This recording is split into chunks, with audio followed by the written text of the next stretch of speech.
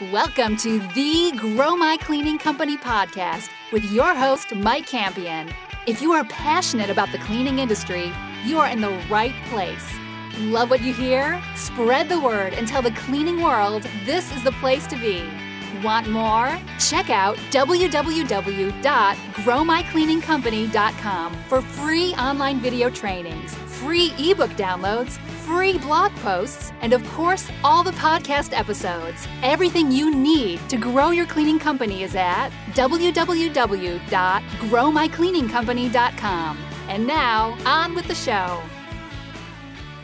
Welcome to the Grow My Cleaning Company podcast, where I coach owners of cleaning companies every Monday, Wednesday, Friday on anything and everything related to growing and building your cleaning company. If you are that kind of type of person and committed to growing your cleaning company, go to www.growmycleaningcompany.com. Get everything you need to create the cleaning company you've always dreamed of, always wanted. If you want to be a guest on the show, you can reach out to our producer, Natalie, at growmycleaningcompany.com, or give us a call at 480-648-5149 to apply to be on the show or give us some feedback. We are excited to talk to you. Now, today, we are talking with Travis Robinson from Clean Difference. Clean Difference serves the Seattle area with both residential and commercial cleaning services. They've been around for just a couple years. If you want to reach out to Travis and his team, you get a hold of them at www.cleandifference.biz. That said, Travis, welcome. What is shaking in your world today, my friend?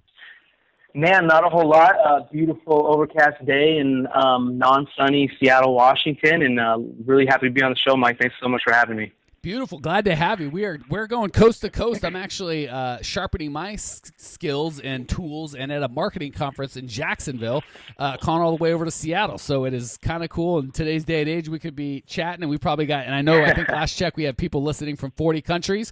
So awesome. Glad to get going, brother. All right, before we hit the ground and I start blabbing on about this, that, and the other, let's talk about you for a minute, man. How'd you get in the business? Where you at? How many employees? How'd you choose what to serve? You talk, we'll listen. Yeah, so it totally happened by accident, which I see as a kind of theme with the cleaning industry. I've been in the food and beverage industry for the majority of my life, and one day I noticed that one of the owners of one of the restaurants that I was working at was cleaning the restaurant. And I knew that we had a cleaning company, and so I asked him, I was like, hey, if you guys need any help, I'd be happy to take over it in the morning. And he said that they had actually let go of the cleaning company and that I could take it over. And so I saw the first paycheck kind of come in and started realizing that there might be something there, and started poking around and doing some research and started asking some other people in the restaurant industry that I had prior experience with if they needed any cleaning services, and it just kind of spiraled from there, and one customer became two, and then three and four, and before I knew it, I had a company on my hands. So that's how we got started. Beautiful. And that was just 2 years ago. To give us a little overview on where you're at now. How many employees, how many accounts? Yeah. Mostly commercial, mostly residential? So we're about 98% commercial. When we first started the company, it was kind of saying yes to everything and just kind of shotgunning it to kind of really hone into what we really wanted to do. And so we've kind of lasered in a little bit more now and are really focused on just the commercial side of it. We really enjoy the consistency and knowing just kind of what's coming in month to month. We try not to say no to certain things when we have opportunities, because we've said yes to a handful of residential customers that actually end up turning into commercial customers. And so, but our heart's kind of set on the commercial side. Right now, we have 4 employees. I actually just had to let go of 2 employees the other day, so we're actually looking to hire some people right now, and we want to try to hire about 4 more right now and kind of start going from there. Okay, beautiful. So for a couple of years, that's not bad. Sounds like you're around that 4 to 5 employee, at least on the need side. And I can encourage you that is needing more employees is not unique to you. I coach people on that every day. Yeah. All right, cool. Well, thanks for the upgrade. It's so funny how some people go to school and some people choose this business. Some people kind of fall into it. Some people's parents. So it's just cool how so many different ways to get into our business, and it's such a good business. All right. That said, how can I help you today, my friend? So I have a whole bunch of things that I'm trying to do with pushing my employees towards creating better service for our clients. And so I guess my question is how to get everybody on board with change. That is such a good question because, everything I coach people on is obviously we got to do stuff differently, right? If what you were doing was working perfectly, we would need to change. So that's a great question. I think all of Cleaning Nation is going to benefit from because at some point or another, if we want to get from here to there, the only thing standing between us is always going to be change. And it can be discouraging, to say the least, when you've got something, you know it's best for the company, you know it's best for the employees, you know it's best for everybody, but it doesn't matter it doesn't matter what it is, people are just kind of resistant to change. Is that what you're running into? Exactly, yeah. I get a lot of pushback when people start getting a little too comfortable and we start trying to introduce things. People just kind of start pushing them off, and then we actually start losing people. And so, yeah, definitely a lot of pushback. Okay, cool. Well, the good thing is there's good pushback and there's bad pushback. So this could actually be something that you can get some kind of unintended benefits from if you handle it right. So first and foremost, we'll take a step back and then we'll kind of move forward to what you can do today. The best way to do this is to make sure that, and I think I know I've touched on this in lots of podcasts, so this is a theme that hopefully if you're a longtime listener, you'll start hearing that theme and go, man, I got to put this in progress in my business. You've got to hire based on core values. So actually step back before that. You've got to know what your core values are and be real loud and clear about them. So, yeah. And hey, I think you got some background noise. So since we're recording, if you could make sure whatever's going on in the back isn't going on so Cleaning Nation can hear clearly. So you want to start with being really clear on what your personal core values are. And then the second step is really living those core values, not just in terms of hiring, but everything day to day. So the natural outflow of that is when you run an ad, when you interview somebody, when you qualify somebody and hire them, when you disqualify somebody and choose not to go forward. All that should be based on a really clear set of core values. Now, when you do that, as long as the changes that you're making are consistent with your core values, you're gonna get naturally, just from a foundational standpoint, a lot less pushback. The unintended positive consequence I mentioned to you earlier is the people that do get pushback, if you really are moving towards your core values, that shows that they're not in line with your core values, and this is a great opportunity to part ways anyway. So that's what I call good pushback, when you are able to lose an employee that you probably shouldn't have had on staff anyway through the process of change. I've got a couple more things, but I want to make sure we're tracking. Any questions or thoughts on that before? Yeah, no, that's a great point. I definitely think you're right on the head with it. Starts at the beginning with employees and getting on the same page instead of trying to change somebody's mindset later on down the road. Yeah, and I'm a huge fan of, I will hire for attitude and core value match and train for skill every time. I have not found a way to hire for skill set and train for core values. If someone doesn't believe what I believe, I'm sure it's possible. I'm just not the guy to know how to change someone's mind, right? Even if I knew how, it'd probably be too expensive, too time consuming, and more importantly, too much brain damage. So that's the first part. Now, since you're like, well, all well and good, Mike, I'll start that today, but I've still got my staff I've got, and you're lucky you've only got 4, but if there's people 30 or 40, it's like, well, how do I kind of, work forward now?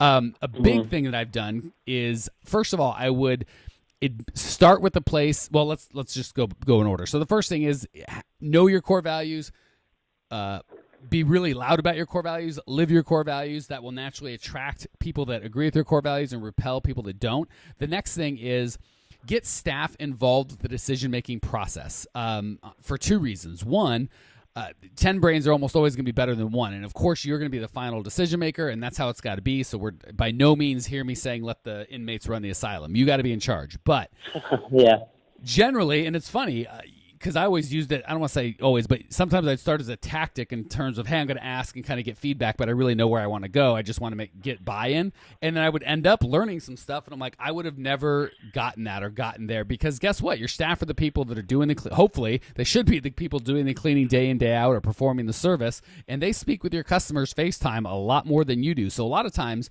you're going to get your absolute best idea. You know where the DriveThru was invented? Was by a McDonald's franchisee by an Air Force base, where guys, servicemen couldn't go outside without taking their they had to have their hat on if they were in uniform, but not in their car. So one franchisee of a McDonald's, the owner of McDonald's franchise built a drive-through so servicemen could order without having to get out of their car and put their hat on and have certain.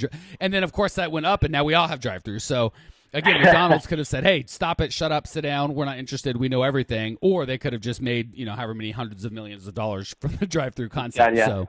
The first obvious benefit is, 10 brains are better than one. They speak and see and deal with your customers far more frequently than you do, so they're going to have good feedback. The second thing is when they've got a stake in it and it's there to, anything you say is a big fat lie. Anything they say is God's honest truth. So if they come up with the idea, even if you just have that conversation, I don't want to say lead them, but you're in charge. The more that they feel that they had a say, and or were part of the decision-making process, far easier to get them on board. Have you had any luck with that, or has it mostly just been, here's what we've decided and get to work? Actually, that is something that I kind of stole from,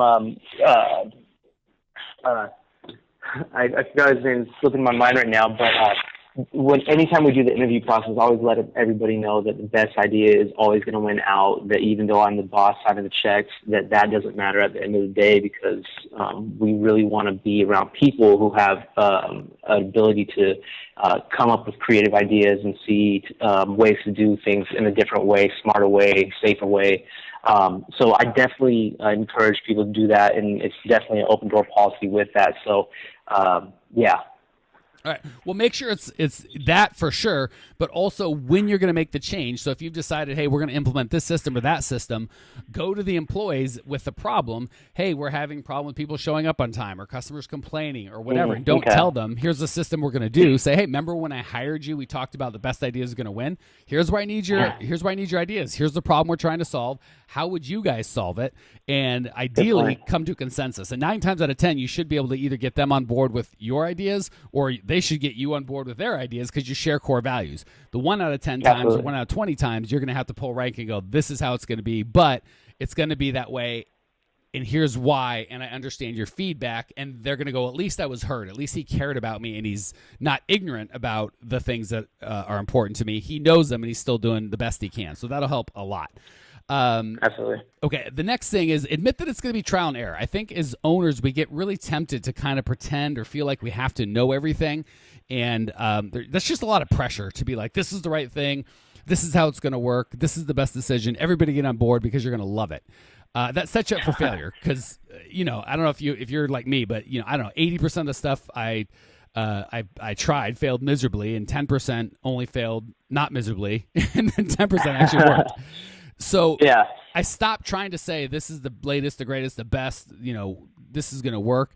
And I got to, we are a company that innovates, and the best way to innovate is to fail faster and fail forward. So I'm not saying that this is going to be the last version, but this is version 2.0, and we're moving away from 1.0. And there's probably going to be 3.0 and 6.0, but we can't ever get to version best until we move away from version 1.0. So you set the stage with, we're going to be changing. I want you on board. We're going to flex with your feedback.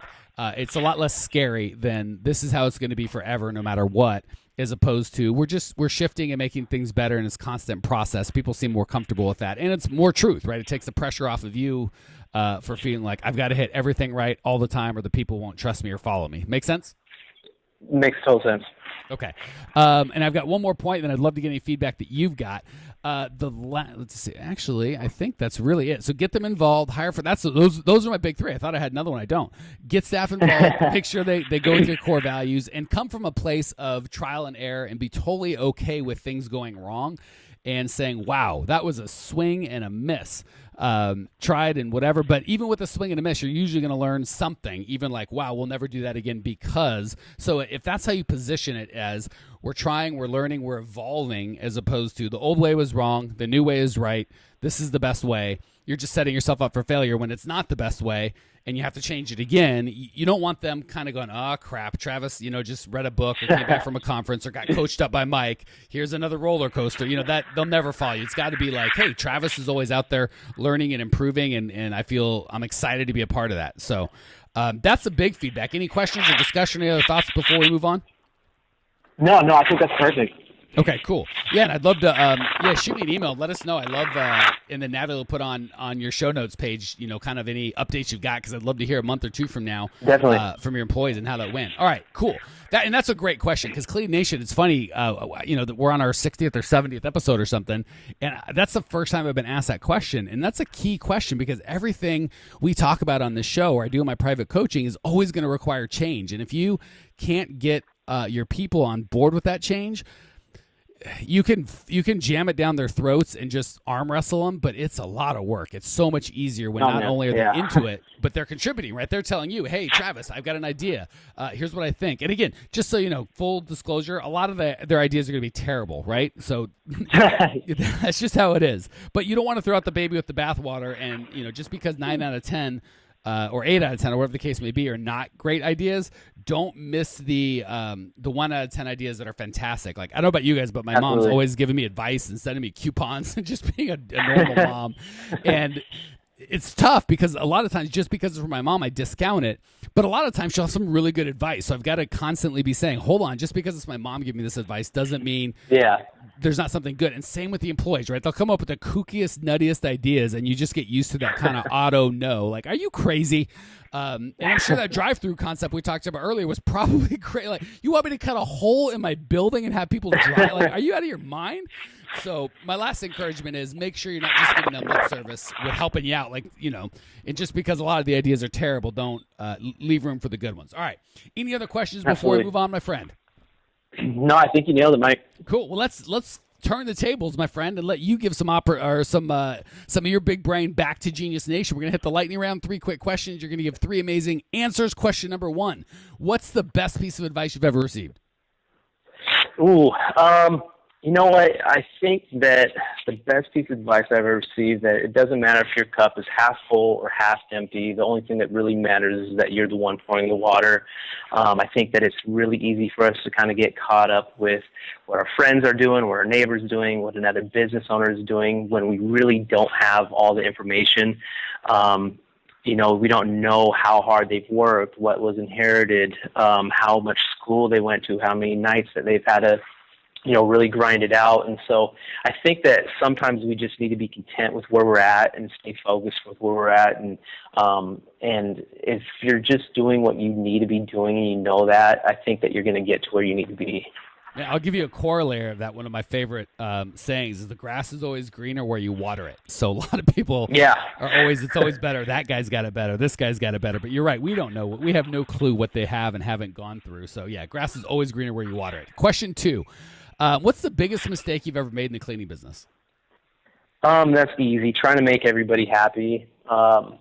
I spread myself way too thin at the very beginning. I think there's a fine line kind of between saying yes to everything and trying to make everybody happy. By saying yes to everything in the beginning, I was actually really able to figure out what I wanted to do and what we were and what we weren't. And so I think there's kind of a fine line there, and that kind of boils down to where people are at with their cleaning company. But no matter where you're at with your cleaning company, with any type of business in life generally, trying to make everybody happy is just gonna drain you, and it's not realistic. Yeah, well said. And I'll give you another corollary to that is that's another area for your core values to come in, because it's really hard opportunity by opportunity. There's a lot of like, well, I don't really want to do construction cleanup, but this one's really profitable. Or I don't do restaurants, but this one's really profitable. Or there's a reason. Or I don't want to fire. I need to fire this guy because he violated a core value, but I can't afford it, or whatever. And I got to tell you, if you just let your core values dictate that, you're going to win every time. You're killing me with the background noise, Travis. I don't know if you just stepped into a hurricane or what, but it's not working. Sorry. That's okay, brother. Last question. What's one idea Clean Nation can put into practice that'll make their business and or their lives better? I think take some time to figure out where you want to be with your cleaning company. And after you figure that out, I think that one of the most important parts is really establishing a really good foundation. Obviously you need a foundation before you can start building. The second thing on top of that is processes. I encourage people to go check out the E-Myth if they haven't read that yet. You talking about McDonald's kind of reminded me how just that turnkey type of idea, and creating systems that will allow you to have those type of freedoms and buildable scaling processes in place. And then, like you said, the version 1.0, 1. All those versions is refining and being able to go back and look at what's working, what's not working, and what needs to be touched up. Words of wisdom from my new friend, Travis. Thank you so much for sharing, Travis. Thank you for joining us. I appreciate you. I know Cleaning Nation appreciates you. When you want to check out Travis's show notes page and discover everything you need to grow your cleaning company, go to growmycleaningcompany.com. Leave your questions, your comments, your rude remarks. I will see you there. Congratulations! You are now 16% smarter. Still can't get enough cleaning goodness? Go to www.growmycleaningcompany.com for more of the good stuff. Ever want to be rich and famous? Owners of cleaning companies, as well as industry experts, can apply to be featured on the show by emailing our producer Natalie at support@growmycleaningcompany.com. Until then, don't miss out on all the latest cleaning industry lovin' at www.growmycleaningcompany.com. Check it out now.